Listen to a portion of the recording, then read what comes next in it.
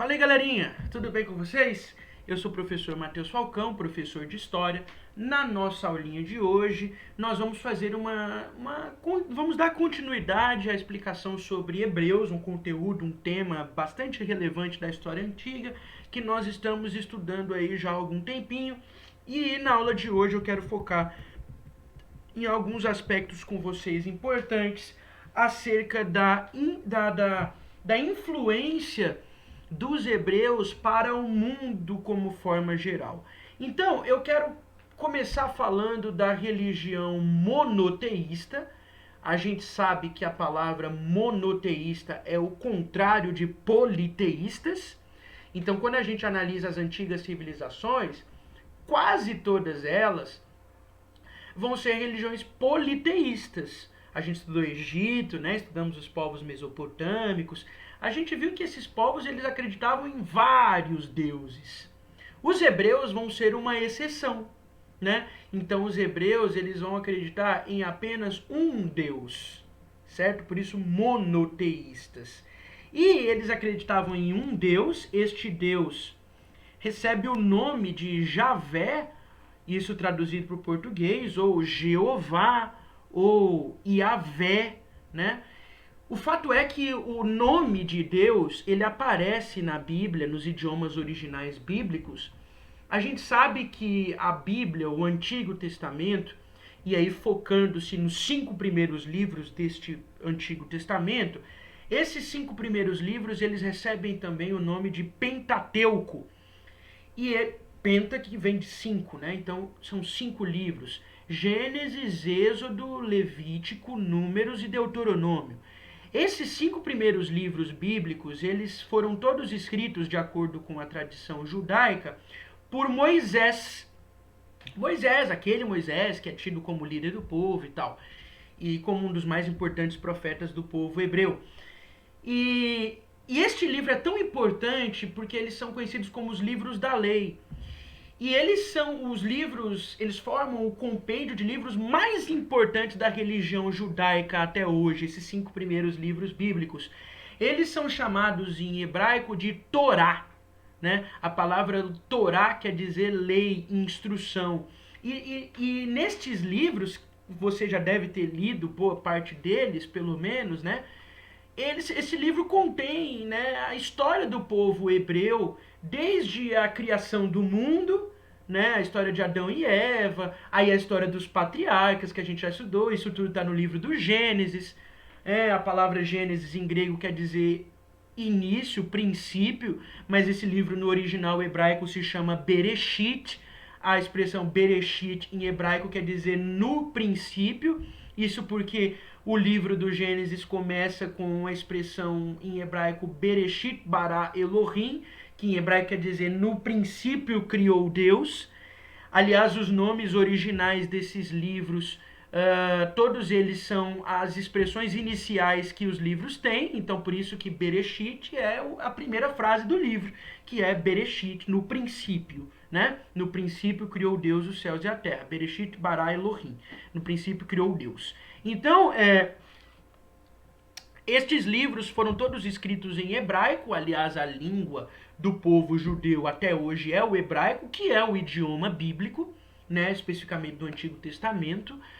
E no Antigo Testamento, nessa história do Pentateuco, aparece o nome de Deus, né? Os livros sendo escritos por Moisés, o nome de Deus aparece. O nome sagrado de Deus, gente, no hebraico, são 4 letras, né? São 4 letras. As letras são YHWH, tá? Que em hebraico essas letras têm nomes: Iod, Re, Vav e Re. Eu vou mostrar para vocês aqui. Essas letras sagradas são chamadas de tetragrama. É o tetragrama. Olha só, as letras em hebraico são diferentes das nossas, né? A gente tem um alfabeto bem diferente do alfabeto hebraico. A escrita hebraica é de trás para frente, então as letras hebraicas são diferentes.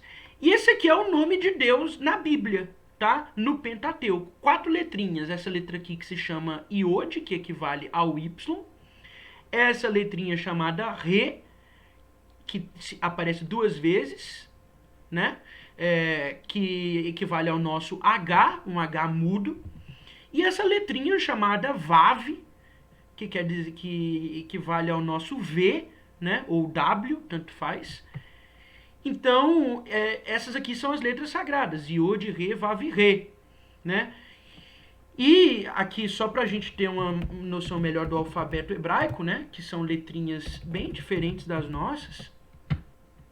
Esse aqui é o alfabeto hebraico, tá, gente? São letras, e são letras, gente, todas consoantes. E aí o alfabeto hebraico parece um pouco com o alfabeto fenício, que a gente vai estudar em outro momento, né? Mas não tem vogais nesse alfabeto, não tem vogais. Por isso que o nome do tetragrama, que é o nome sagrado de Deus, né? Conforme eu já acabei de mostrar para vocês, né? Não tem consoantes, é YHVH ou WH. Mas como é a pronúncia, então, se não tem vogais? Aí que tá. A pronúncia sagrada do nome de Deus se perdeu ao longo do tempo. Isso porque este nome era tão sagrado para o povo hebreu que o povo se recusava a falar. Eles não falavam sempre. Então, uma possível pronúncia seria Iavé, né? Y, aí teria um Azinho aqui, o H, o V, o Ezinho embaixo e o H. Mas não se tem certeza, né? Se seria realmente Iavé. É uma possibilidade. Mas esse é o nome sagrado de Deus, então, para o povo hebreu na perspectiva bíblica. E aí uma possível tradução para o português seria Javé ou Jeová. Isso porque o Y, né, quando vai para a letra latina, para o idioma latino, ele recebe o som de J. No hebraico não se tem esse som de J, mas o equivalente dele para o latim seria o J, por isso o Y ganhou um contorno de J, né? E aí seria Javé ou Jeová, né? Não se tem certeza, né, sobre isso. Então esse seria o nome sagrado de Deus, né? Deus, ele é criador dos céus e da terra. E nesse sentido, o povo hebreu é o povo eleito de Deus, é o povo escolhido de Deus. E aí a Torá, né, que são esses 5 primeiros livros da Bíblia, narra justamente a história do povo hebreu, né? Que é aquela história dos patriarcas que eu falei que a gente discutiu, e aí os patriarcas vão lá para o Egito, eles são libertos, eles passam 40 anos no deserto, e esses anos são simbólicos e bastante importantes, porque o povo hebreu aprende, né, a honrar a Deus. É o momento em que o povo hebreu recebe os 10 mandamentos, o decálogo, né, que a gente fala em 2 tábuas de pedra. Esses 10 mandamentos, né, eles vão ser simbólicos e bastante representativos, né, para o povo hebreu. Essa versão dos 10 mandamentos aqui não é a versão original, né, que consta na Bíblia. Eu coloquei aqui nos slides porque ela é uma outra versão aceita, mas a versão está lá no livro do Êxodo, né? No livro do Êxodo, capítulo 20. É essa aqui, né? É essa aqui a versão original, conforme consta na Torá dos 10 mandamentos. Eu vou até salvar essa imagem aqui para alterar ali nos slides, né? Só um instantinho. Que essa aqui é justamente, tá, gente? Essa aqui é justamente Esses 10 mandamentos, eles vão ser importantíssimos para o povo hebreu, gente. Porque eles vão resumir, primeiro, a ligação do povo sagrado, né, que é o povo hebreu, com Deus, e vão trazer os princípios que Deus quer do povo, né? E aí vão ter 10 mandamentos que vão resumir nesse sentido o que Deus quer do povo hebreu. Está lá em Êxodo 20, né? Então esses aqui são os 10 mandamentos, olha só. Não terás outros deuses diante de mim, não farás para ti imagem de escultura, e nem as adorarás, não tomarás o nome do Senhor teu Deus em vão, lembra-te do dia de sábado para o santificar, honra pai e mãe, né? Honrar pai e mãe, não matarás. Esses mandamentos são apenas resumidos, né? Lá no livro do Êxodo você encontra uma versão maior. Não matarás, não adulterarás, não furtarás, não dirás falso testemunho e não cobiçarás. É apenas o resumo do texto mais amplo dos 10 mandamentos. E os 10 mandamentos vão ser importantíssimos, eles vão ser transmitidos a Moisés no Monte Sinai. Então, nesse sentido, o Monte Sinai vai ser bastante simbólico e representativo para o povo hebreu. A Bíblia hebraica, né, a Bíblia do povo hebreu é o Antigo Testamento apenas. Então, na nossa Bíblia, né, na Bíblia que a gente usa, que é a Bíblia cristã, nós temos também o chamado Novo Testamento. Os judeus não creem nesse Novo Testamento, eles não seguem isso hoje. Mas o povo hebreu, então, formou o cânon bíblico que refere ao Antigo Testamento. O fato de os judeus não acreditarem ou não seguirem o Novo Testamento que a gente fala é porque para eles Jesus Cristo, né, que os cristãos acreditam ser o Messias, o enviado para salvar o ser humano, o povo judeu não acredita em Jesus como sendo o Messias. Então o povo judeu acredita que Jesus foi uma pessoa importante, que trouxe mensagens importantes, mas não que ele foi o salvador do mundo e que nem que ele foi enviado por Deus. Então teria uma diferença aí de pensamento do povo judeu para os cristãos nesse sentido, né? Então o Antigo Testamento que nós usamos na nossa Bíblia cristã como Antigo Testamento, ele é chamado em hebraico de Tanakh, né? T-A-N-A-C-H, Tanakh.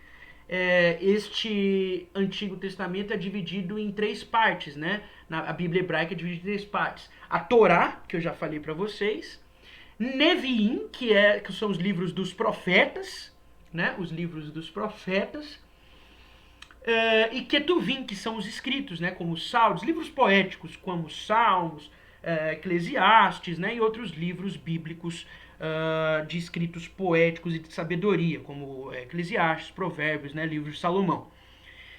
E os judeus, os hebreus, eles tinham a crença na vida de um Messias, né, na ideia de um Salvador, de enviado por Deus. Para os judeus, né, o povo judeu que existe até hoje, esse Messias ainda não chegou. E para os cristãos, esse Messias é Jesus Cristo. A própria palavra Cristo em grego quer dizer Messias, né, ungido de Deus, né, essa ideia. Em hebraico é Mashiach, né, que traduzido para o português é Messias, e no grego seria Christus, né? No grego seria Christus, ungido de Deus, tá bom? E o Novo Testamento foi escrito em grego, né? Então por isso que a gente tem mais essa noção do grego no Antigo Testamento, a ideia de Christus, né? Vem de Cristo, mas é o mesmo Messias da tradição hebraica. Então os hebreus, eles têm o povo hebreu é muito importante para o povo cristão. Jesus era judeu. Jesus era de religião judaica, ele nasceu como um judeu, né? A religião cristã, ela não é à toa que se fala tradição judaico-cristã, porque a religião cristã ela bebe da cultura, da influência judaica, né? Da tradição hebraica. E o Islã também, né? Os muçulmanos, eles, como eu falei, aquele que é reconhecido como o pai do povo hebreu era Ismael. Ismael foi o primeiro filho de Abraão, aquele filho que ele teve com a escrava Agar, né? Então, de certa forma, o povo árabe e o povo judeu são povos irmãos que brigam, né? Que estão brigados nesse sentido. Mas ambos bebem da mesma tradição que é Abraão. Não é à toa que Abraão é chamado de Abraham Avino, né? Abraão, nosso pai. Portanto, o judaísmo ele gerou, enquanto religião monoteísta, né? Os hebreus com a sua tradição monoteísta, eles acabaram gerando a tradição cristã, monoteísta também, né, que tem esse símbolozinho aqui do cristianismo, e a tradição islâmica, né, que é a tradição dos muçulmanos, que tem esse símbolozinho aqui da lua e da estrela, né. E a estrela de Davi como símbolo do judaísmo, né, fazendo referência ao grande rei Davi, tido aí como o maior dos reis da tradição hebraica. É interessante pensar na estrela de Davi como sendo uma ponte de ligação entre o céu e a terra, entre Deus e o homem, né? Por isso a estrela aponta para o norte e para o sul, ou seja, para o céu e para a terra, né? Nesse sentido. O céu, a ligação entre o céu e a terra, entre Deus e o homem, tá? É a ideia da estrela de Davi como símbolo do judaísmo, tá? E aqui, gente, nós finalizamos nossa aulinha, reforçando a importância dos hebreus, do povo hebreu, né, da tradição bíblica hebraica, povo judeu, para a história até os nossos dias. Então a influência do povo hebreu transcende o tempo, né, e chega até os nossos dias. Eu espero que vocês tenham gostado. Um abraço para vocês e até mais.